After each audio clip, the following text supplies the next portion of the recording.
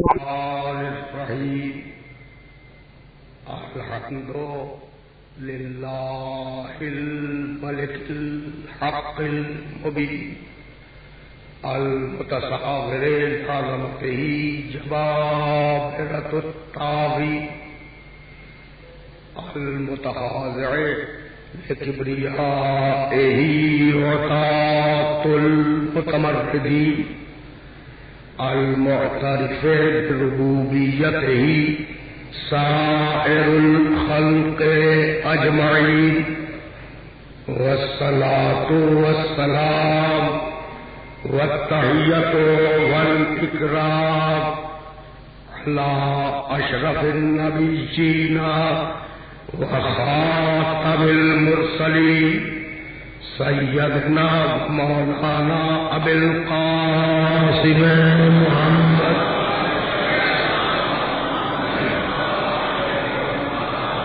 وأهل بيته الطيبين الطاهرين المعصومين المظلومين أما بعد فقد قال الله سبحانه وتعالى في محكم كتابه المبين بسم الله الرحمن الرحيم ولقد كرمنا بني آدم وحملناهم في البر والبحر ورزقناهم من الطيبات وفضلناهم على كثير ممن خلقنا تفضيلا صلوات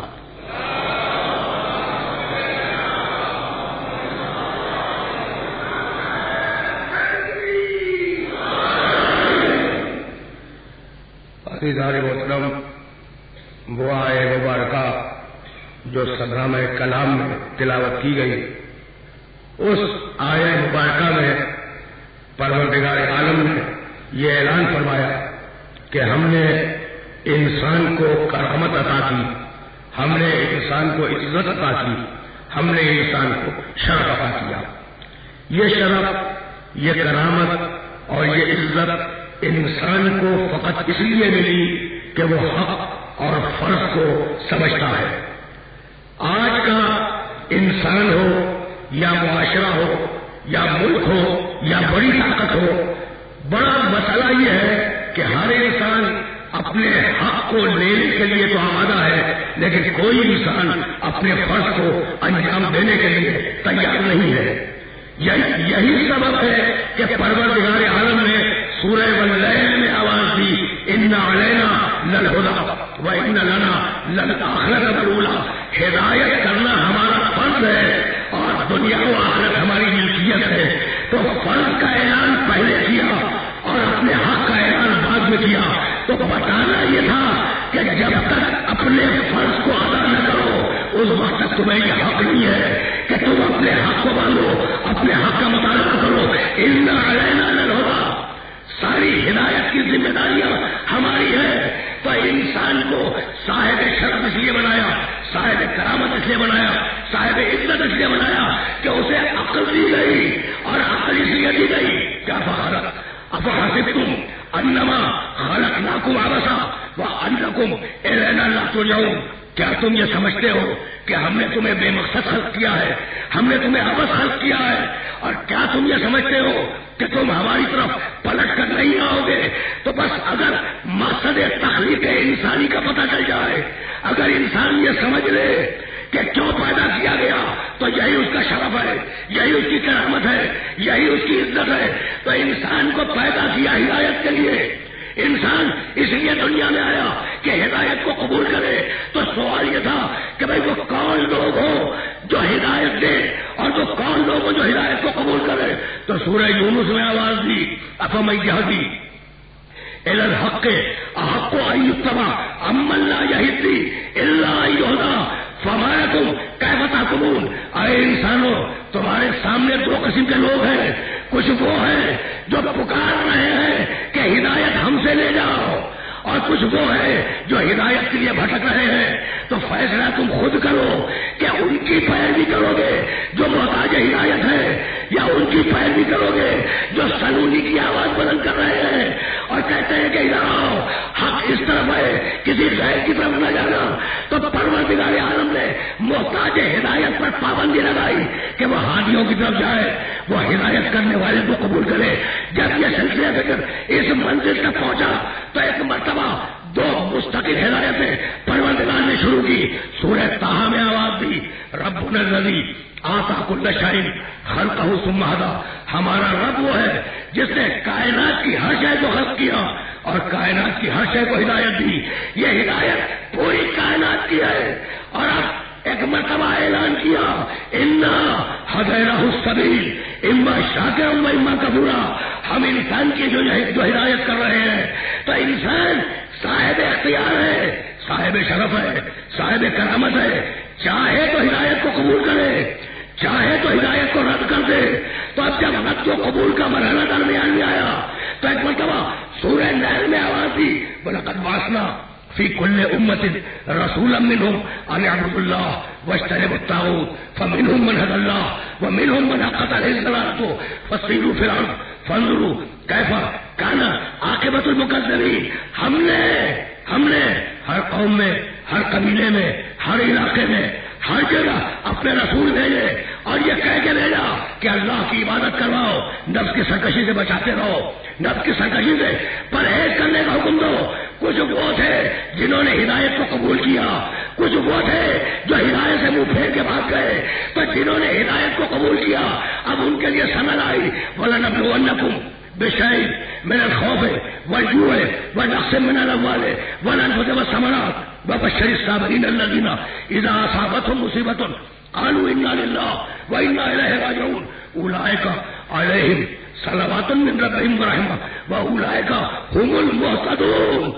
ہم تمہارا امتحان لیں گے، بھوک سے، خوف سے، اولاد کے ضائع جانے سے، نفسوں کے ضائع جانے سے، مال کے ضائع جانے سے، اور حبیب بشارت دے دو ان صبر کرنے والوں کو کہ جو امتحان کے موقف میں آنے کے بعد یہ آواز بلند کرتے ہیں کہ انا للہ و انا الیہ راجعون، ہم اللہ کے لیے ہیں اور ہم اللہ کی طرف پلٹے جانے والے ہیں۔ اولئک علیہم صلوات من ربہم ورحمہ، یہ وہ لوگ ہیں، یہ ہدایت پانے والے وہ لوگ ہیں کہ اللہ ان پر درود بھیجتا ہے۔ تو اب میں مسلمانوں سے پوچھتا ہوں کہ جب ہدایت پانے والوں پہ درود ہے تو کیا ہدایت کرنے والوں پہ درود نہیں ہوگی؟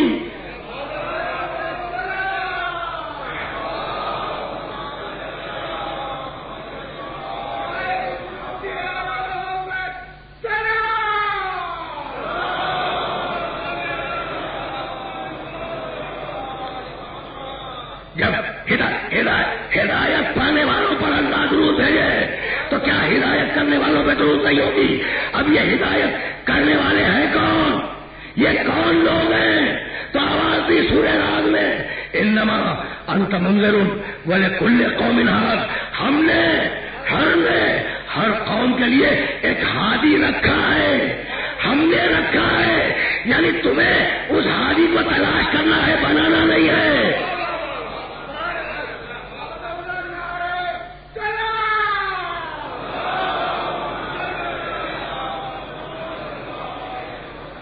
تمہیں انما انت منذر ولکل قوم ھاد، ہم نے ہر قوم کے لیے پہلے سے ایک ہادی معین کیا ہوا ہے، تو تمہارا کام ہادی بنانا نہیں ہے، اس معین شدہ ہادی کو تلاش کرنا ہے۔ تو پروردگار وہ ہادی ہے کون؟ تو سورہ قصص میں آواز دی، وجعلناہم ائمۃ یہدون بامرنا واوحینا الیہم فعل الخیرات واقام الصلاۃ وایتاء الزکوٰۃ وکانوا لنا عابدین، ہم نے جعلناہم ائمۃ، ہم نے انہیں امام بنایا، یہدون بامرنا، وہ ہمارے امر سے ہدایت کے فریضے کو ادا کرتے ہیں، اوحینا الیہم فعل الخیرات، ہم نے ان اماموں پر وحی کی کہ اچھے عمل کرتے رہو، نماز قائم کرتے رہو، زکات دیتے رہو۔ یہ امام وہ ہے کانوا لنا عابدین، یہ ہمارے پرانے عبادت گزار بندے ہیں، یہ نو مسلم نہیں ہے، یہ نئے کلمہ پڑھنے والے نہیں ہیں۔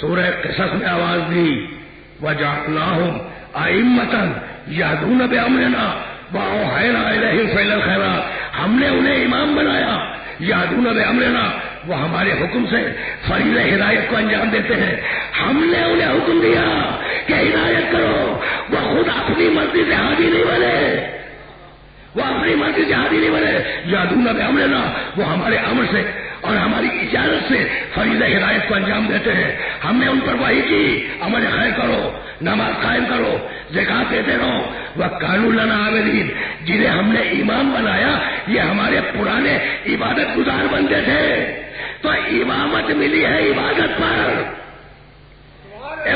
امامت ملی ہے عبادت پر، یہ سورہ قصص کی آیت تھی، اور اب سورہ سجدہ میں آواز دی وجعلنا منہم ائمۃ یہدون بامرنا لما صبروا، ہم نے کچھ لوگوں کو امام بنایا وہ ہمارے حکم سے فریضہ ہدایت کو انجام دیتے ہیں، ہم نے انہیں کیوں امام بنایا؟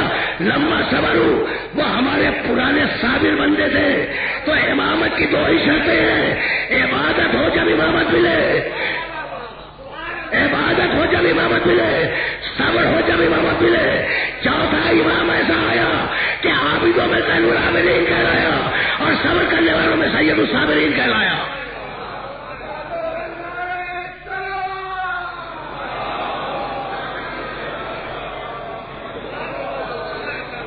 انہیں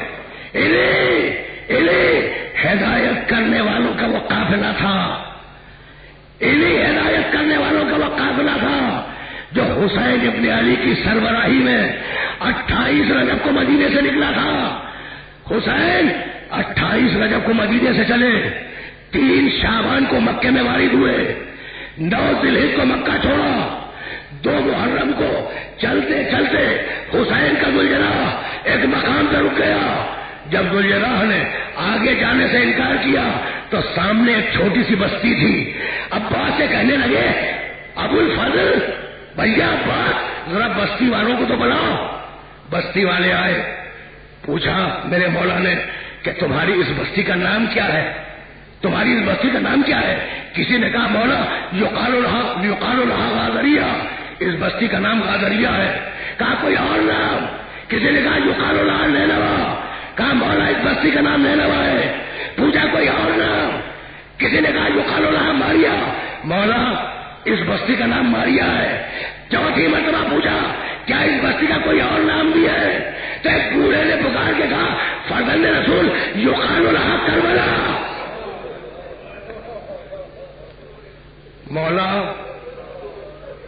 مولا اس بستی کا نام کربلا ہے۔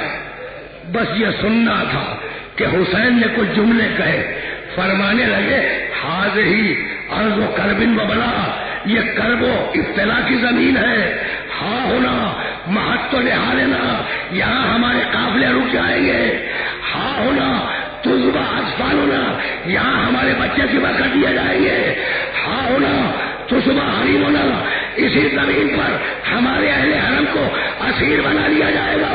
یہ کہہ کر بھیا بات قافلے والے موسیٰ کی ہمراہی میں اس گڑھاڑ میں داخل ہو گئے جو دو فوجوں کے درمیان بنی تھی۔ دوسری فرعون نے جب یہ کیفیت دیکھی، جب عباس نے خیمے نصب کیے، فرعون نے جب یہ کیفیت دیکھی تو ذرا ہمت پڑی، کہا موسیٰ اگر ہے کیا میں یہ نصب پڑ جاؤں گا۔ ادھر موسیٰ کا آدمی نکلا اس کی بات، اور ادھر فرعون کا آدمی داخل ہوا اس کے نام میں جب آپ پھر امر آ گیا، پھر امر آ گیا تو موسیٰ کے سارے ساتھی بج گئے، فرعون کے سارے ساتھی حسین آئے ہو گئے۔ بس بے اختیار ہو گیا پوری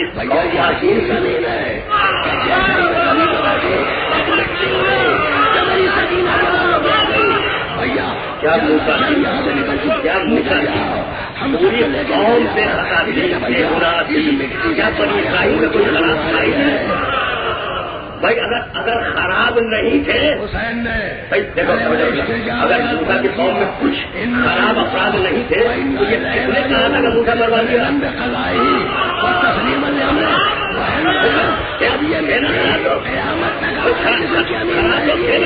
اچھا موسیٰ جب ٹوٹ گئے تو رہنے کے لیے تو سامنے کھانا بنا کے بیٹھ گیا، خراب تھا یا نہیں؟ مجھے بھی بچا دے گے عجیب قرآن کا فیصلہ تمہیں اور وہ فیصلہ مجھ سے نہ لینا قرآن کے بارے تو موسیٰ کی قوم میں سارے اچھے نہیں تھے، موسیٰ کی قوم میں سارے اچھے نہیں تھے لیکن سب بچے فرعون کی قوم میں جب موسیٰ کے عدل کا حکم کیا تھا تو رجل مومن من آل فرعون یقتل ایمان، ایک ایسا مرد تھا فرعون کے خاندان کا جو ایمان کو دل میں چھپائے ہوئے بیٹھا ہوا تو فرعون کے لشکر میں اچھے تھے، سب برے نہیں تھے. بس توجہ میں نے دونوں چیزیں پرانے لگی تھے. اور اب ایک جملہ موسیٰ کی قوم میں سارے اچھے نہیں تھے برے، فرعون کی قوم میں سارے برے نہیں تھے اچھے نہیں تھے. لیکن یہ عجیب بات ہے کہ موسیٰ اپنے اچھوں اور بروں دونوں کا نماز دے رہے اور فرعون اپنے اچھوں اور بروں دونوں کے ساتھ خراب ہو گیا. تو خبردار فرعون کے اچھے بچا رہے، فرعون کے اچھے بچا رہے، موسیٰ کے بروں کو ہلاک کر دے. کہا کہ نہیں ہم برگر نہیں دیتے، دیکھتے ہی کسی ایمان کے پیچھے آنے والا کون؟ اچھا تو قبیلے کتنے؟ موسیٰ کے قبیلے، موسیٰ کی قوم، بنی اسرائیل جو یوسف علیہ السلام کے عہد سے میں جا کے آباد ہو گئے تھے اور فرعون کی غلامی کر رہے تھے، ان کے 12 قبیلے تھے. اب ایک بات کی قوت ہے کتنا عجیب و غریب پر رہے گئے. موسیٰ ایک اکیلے موسیٰ ایک اکیلے اور 12 خطاکار قبیلوں کو کھینچ کر نجات کی راہ پہ لے گئے. تو اگر بھائی توجہ رکھنا ہمیں کتنا اعتماد ہے، ہمیں کتنی تسلی ہے. اور اگر تسلی نہ ہوئی تو ہم یہ جملہ لگے تھے کہ ایک معصوم کی قوت یہ ہے کہ 12 خطاکار قبیلوں کو لے جائے. تو کیا 12 معصوم قبیلے کو لے جانا اجازت ہے؟ اب فکر یہی سے آگے جا رہے ہیں. یہ 12 کے 12 محمد کی نعمت ہے جو ہمیں عطا ہوئی.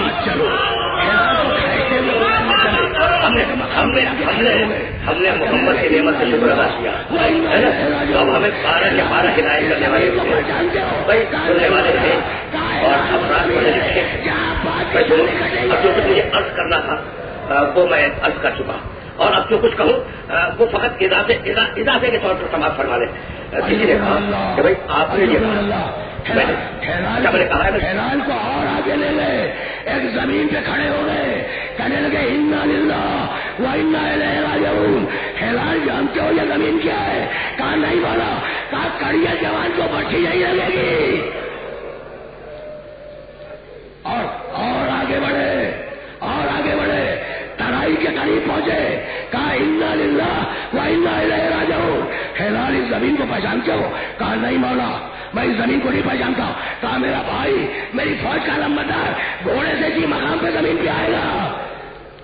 مقامات بتلائے، منازل کی تعین کی، جگہ بتاتے رہے یہاں عمر محمد گریں گے، یہاں اکبر گریں گے، یہاں قاسم گھوڑے سے گرے گا، یہاں عباس کے شانے کٹیں گے، یہاں خود عباس زمین پہ آئے گا. ہلال کہتا ہے، ہلال ابن نافع کہتا ہے کہ اخیر میں حسین ابن علی مجھے کھینچتے ہوئے ایک ٹیلے پہ لے گئے اور کہنے لگے انا للہ و انا الیہ راجعون رضم بقضائہ و تسلیما لامرہ. ہلال اس ٹیلے کو پہچانتے ہو؟ کہا نہیں مولا. کہا یہ وہ ٹیلا ہے جہاں میں 6 مہینے کے بچے کو لے کے آؤں گا.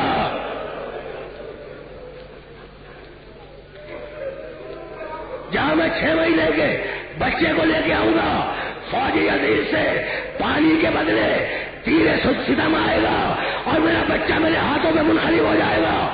بس جملہ سننا.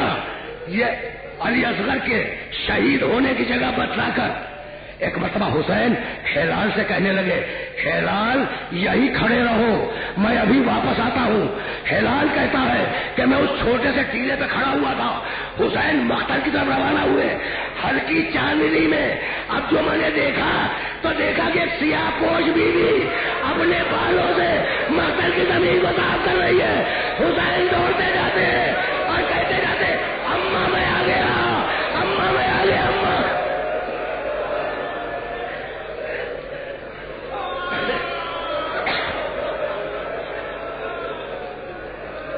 اماں. اماں میں آ گیا.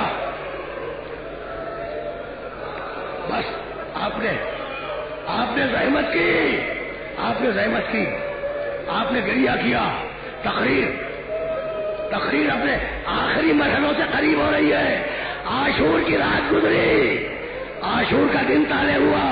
لہجہ محمد میں اکبر نے اذان دی, حسین نے نماز پڑھی, پھر حملہ مغلوبہ ہوا. ایک گیا, دوسرا گیا, تیسرا گیا. حسین لاشیں لاتے رہے, حسین لاشوں پہ لاشیں اٹھا کے لاتے رہے. بھائی سنو گے کہ میرا مولا حسین ابن علی کس شان سے لاشیں لاتا تھا. راوی کہتے ہیں کہ بائیں ہاتھ سے باغ سنبھالتے تھے اور دائیں ہاتھ سے لاشیں کو اٹھا کے لاتے تھے. اور اتنی شان ہوتی تھی, اتنا جلال ہوتا تھا ان کے لانے میں کہ یزید کے فوجی رکابوں پہ زور دے دے کر دیکھتے تھے کہ حسین کی شان کا بہادر ہے, حسین کی شان کا جری ہے. لیکن جب اکبر نے پکارا تو کمر تھام کر ٹھوکریں کھاتے چلے, یا علی میری مدد کرو.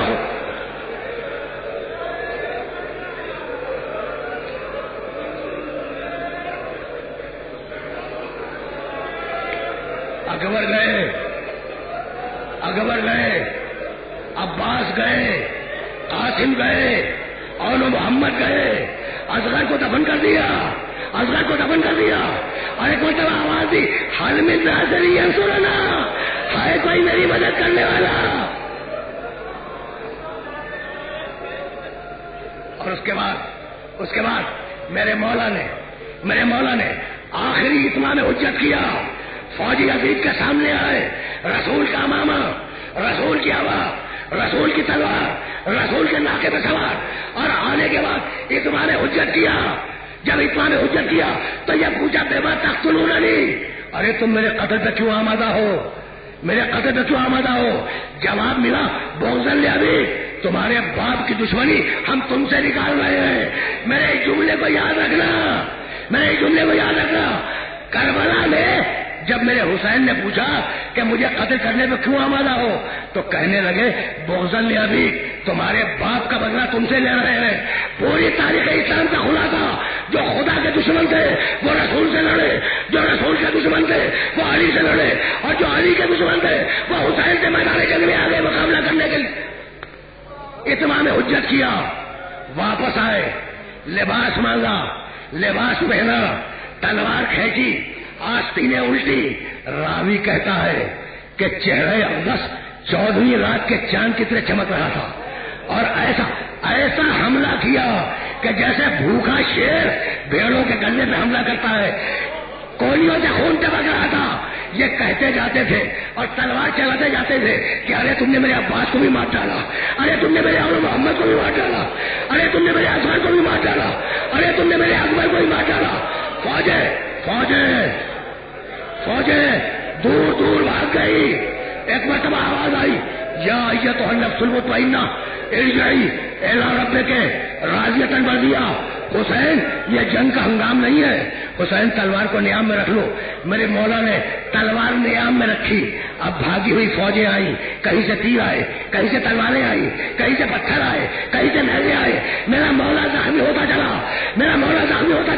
ایک مرتبہ ذوالجناح کے گلے میں باہر ڈالی, کہا ذوالجناح مجھے وہاں اتار دے جہاں میرے اکبر کا لاشا ہے.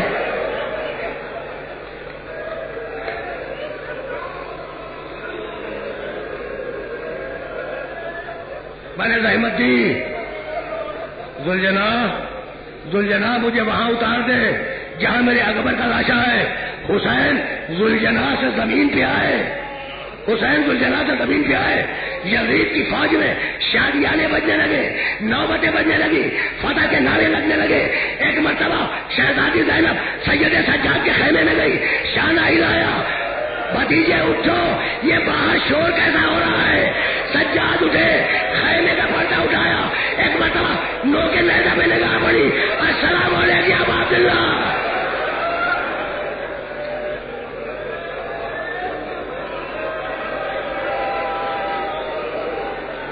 السلام علیکم یا ابا عبداللہ، السلام علیکم یا ابن رسول اللہ۔ وہ قافلہ ہدایت، وہ قافلہ ہدایت جو 28 رجب کو چلا تھا، وہ پورا قافلہ عصر عاشور میں شہید ہو گیا، اور اب شام غریبہ آئی۔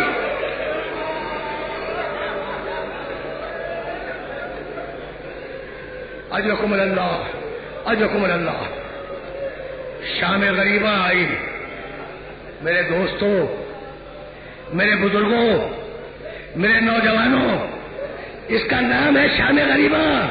یہ فقط غریبوں کی شام نہیں ہے، یہ بیواؤں کی شام ہے، یہ یتیموں کی شام ہے، یہ لاوارثوں کی شام ہے، یہ بے قصوں کی شام ہے، یہ سکینہ کی شام ہے جو تماچے کا غلط ہو گئی۔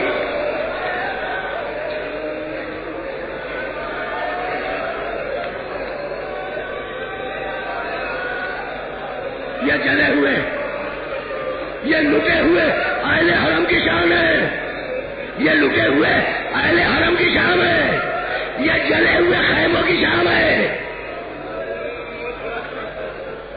شام غریبہ آئی، شام غریبہ آئی جب فوج یزید نے اہل حرم کے خیموں پر حملہ کرنا چاہا۔ جب فوج یزید نے شام غریبہ میں اہل حرم کے خیموں پہ حملہ کرنا چاہا تو فوج یزید سے قبیلہ بکر ابن وائل کی ایک عورت ننگے پاؤں ننگے سر باہر آ گئی اور یزیدیوں سے کہنے لگی، ارے تم نے مردوں کو قتل کر دیا، میں نہیں بولی، تم نے بچوں کو مار دیا، میں نہیں بولی، ارے یہ کہاں جا رہے ہو؟ یہ کنیزیں نہیں ہیں، یہ فاطمہ کی بیٹیاں ہیں، یہ محمد کی روا کی۔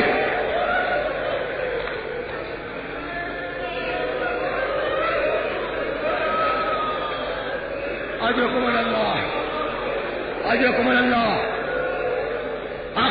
آخری جملہ سنو، تم نے گریہ کیا، مجلس شام غریبہ ختم ہو گئی، آخری جملہ سنو۔ مجلسی بہار الانوار میں لکھتے ہیں کہ نہ دانا تھا نہ پانی تھا۔ ایک مرتبہ فاطمہ زہرا کی کنیز فضہ جلے ہوئے خیموں سے باہر آئی، تیمم کیا، 2 رکعت نماز پڑھی، اور 2 رکعت نماز پڑھ کے اپنے سفید بال کھولے اور کہا، پروردگار کیا تیرے نبی کی اولاد پیاسی مر جائے؟